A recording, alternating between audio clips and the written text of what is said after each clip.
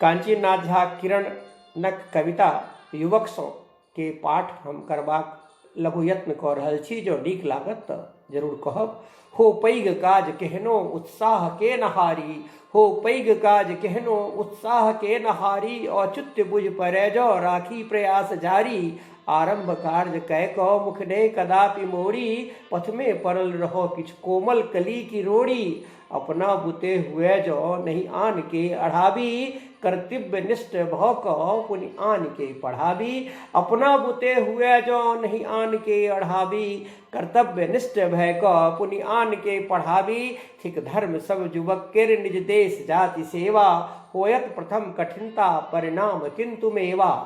विश्वास निज श्रमक दृढ़ जाधरि रहत हृदय में, विश्वास निज श्रमक दृढ़ जाधरि रहत हृदय में, दासी बनल सफलता रहती फेर धैर्य, दासी बनल सफलता रहती पैर धैने, यावत रुधिर गरम अछि चलू तासु काज कैने, यावत रुधिर गरम अछि चलू तासु काज कैने, पुनि कै सकब किरण की जर्जर शरीर बहने, पुनि कै सकब किरण की जर्जर शरीर बहने।